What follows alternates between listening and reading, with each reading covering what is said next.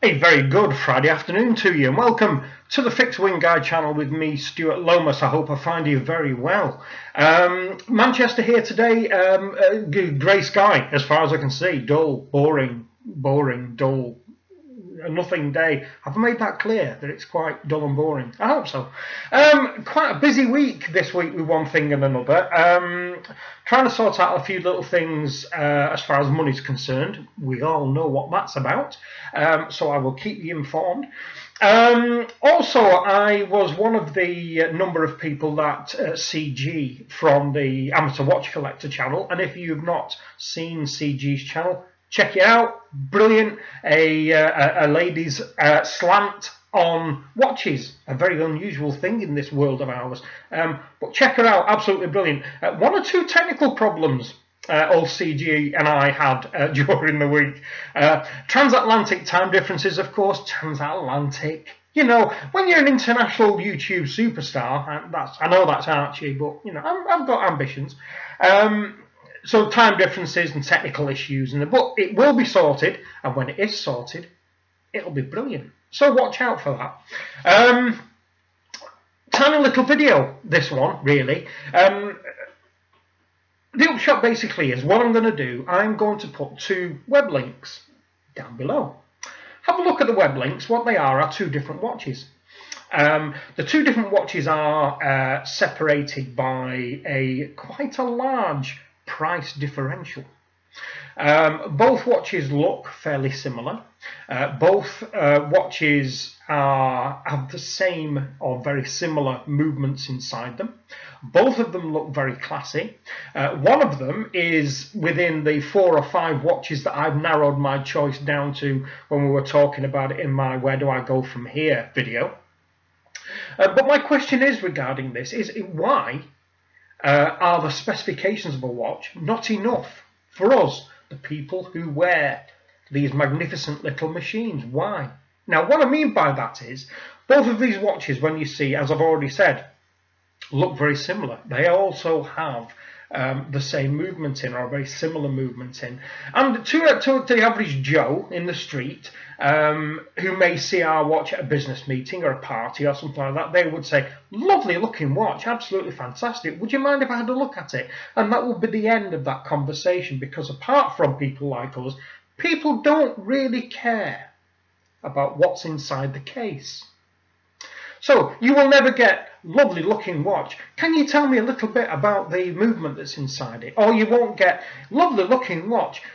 Does the company that manufactures that watch have a valid and varied and long horological history? You would never get that either, because it's just people like you and I, the Anaraki raincoat wearing types who love all the little minutiae of detail that come in when you're buying high quality timepieces. So the point of this video is this. Two web links down below. Open up both. Have a look at both. I am sure you will like the both of them. What I want to know is, why is it so important to us as people that if you take away what the case metal is, one of the watches is far more expensive because it is solid gold. It's a solid gold case, so it's going to be big money. But if you try to take that out of the equation, why is it so important for us? All these little minutiae. Why are the specs of the machine not enough? Because apart from the solid gold case, these watches are very, very similar indeed, which you will see. But the price differential isn't the same, of course, because of the precious metal that's involved.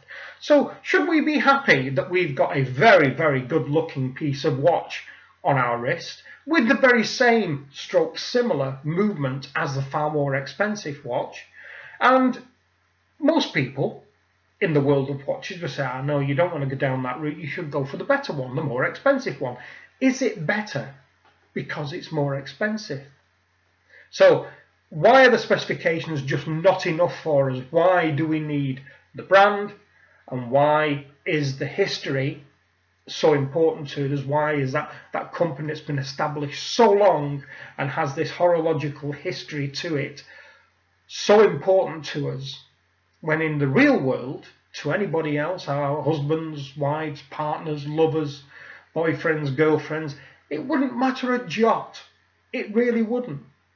and from across the road or across the street, people would look at your watch, say, "Nice looking watch, mate. Can I have a look?" They wouldn't know. If I stood with one watch on my wrist and you were stood next to me with a more expensive watch, they would think, near enough, quite rightly, that we were both wearing a very, very similar timepiece, but from different manufacturers. So, why are the specs not enough? Why does it have to be underpinned by brand and horological history? Because it's, for me, when you see the two watches, they are both brilliant, and I may, just may, purchase the cheaper one at some point as an option to something else as well. Depends on what deals I can get on the other watch that I buy. So let me know, see what you think.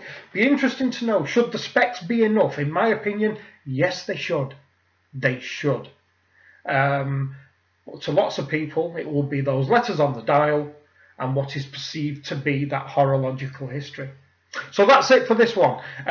Questions, queries, suggestions for this kind of nonsense, down below as always.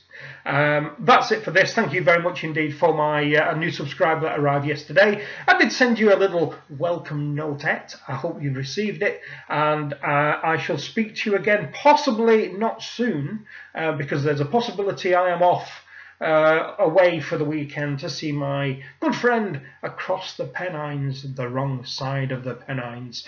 So it may not be another video making time until Monday, but I will let you know in that. I shall speak to you again soon. Bye bye.